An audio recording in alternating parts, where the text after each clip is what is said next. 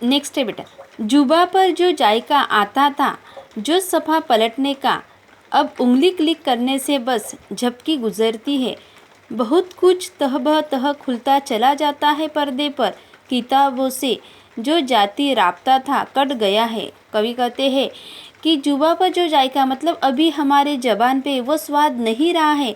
जब हम किताब के पन्ने पलटते थे तो अलग ही स्वाद हमारे ज़ुबान पर रहता था। जब उंगली क्लिक करने से बस अभी अगर हम कंप्यूटर के ऊपर बैठते हैं, कंप्यूटर के सामने बैठते हैं तो सिर्फ हमारी उंगली चलती है और वो बटन क्लिक करते रहते हैं। और जब बटन क्लिक करते हैं तब हमें झपकी गुजरती है, मतलब हमें नींद भी आती है।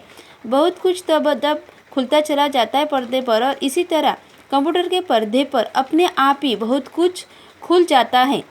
किताबों से जो जाती राब्ता था कट गया है, और किताबों से जो हमारा निजी संपर्क था वो अभी नहीं रहा है, वो हमसे अभी दूर चला गया है।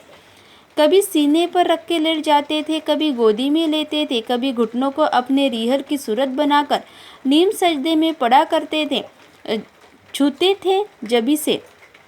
वो सारा इल्म तो मिलता रहेगा आइंदा भी।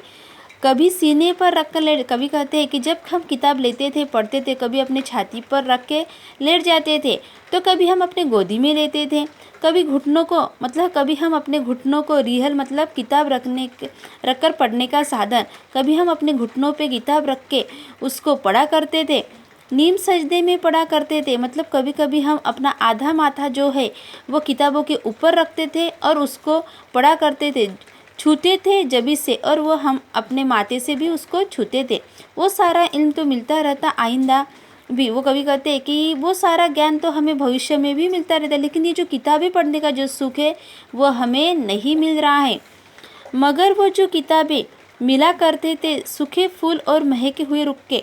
कवि कहते हैं कि पहले पता है बेटा, अक्सर किसी को भी गुलाब का फूल जो विद्या रहती है वो, या कुछ मतलब पत्र वगैरह किताबों में रखने की आदत होती थी। जब भी हम किताबें पढ़ने के लिए खोलते थे तो उसमें से हमें कभी कभी गुलाब का फूल दिखता था, कभी कभी किसी का संदेश पत्र दिखता था।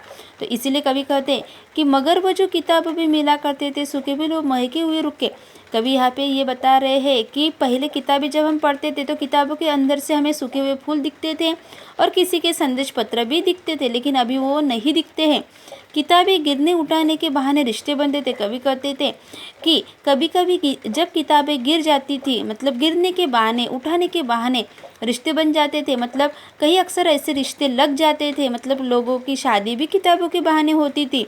उनका क्या होगा वो शायद अब नहीं होंगे, और जिसके पहले ऐसे रिश्ते लगते थे अभी उसके रिश्ते अब नहीं लगेंगे। कवि कहते कि अभी उनका क्या होगा अब अभी हम ये नहीं बता सकते। ओके बेटा।